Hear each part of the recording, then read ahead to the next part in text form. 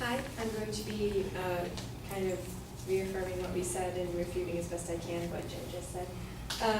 He talked about kids who need more money at home right now and they don't have time to go to school.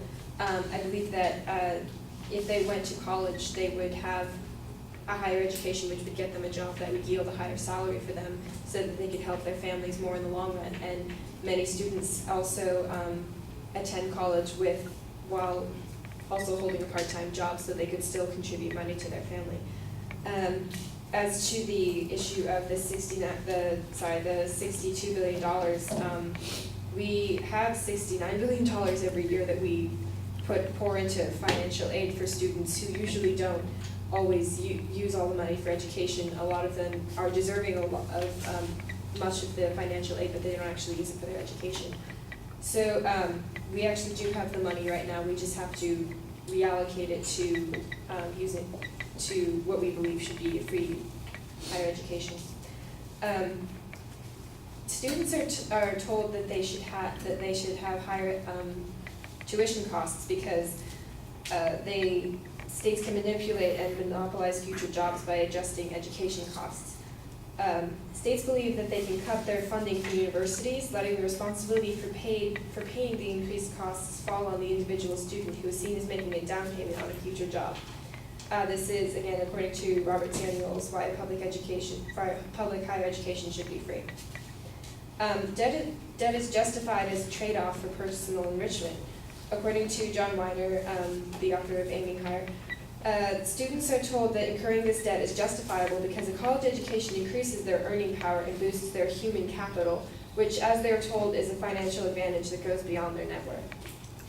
Educational opportunity shouldn't warrant debt. A college degree is still the best path to a job and decent pay, as I said before. And while loans are increasingly needed to get through school, graduating with burdensome debt is not a foregone conclusion.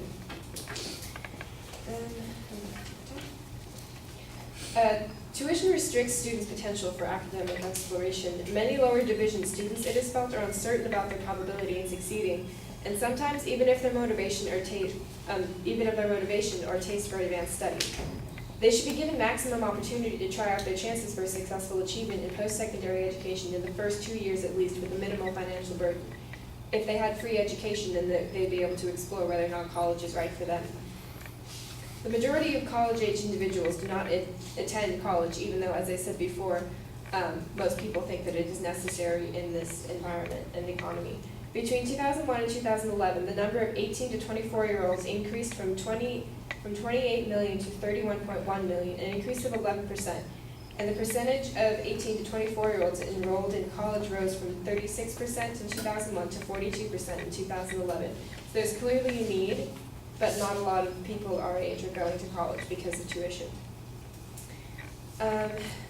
To conclude, high tuition induces averted focus from education. Universities have lost their focus on research and instruction, and this loss of vision is the underlying crisis facing higher education. In other words, the movements of corporatization and privatization are the only side effects of the main crisis, which is a loss to educational priorities.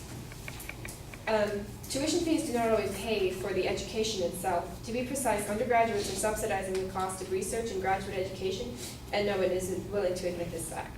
That was also by Samuel Roberts.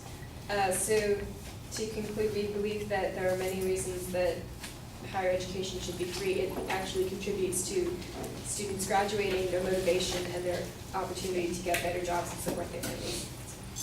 Thank you.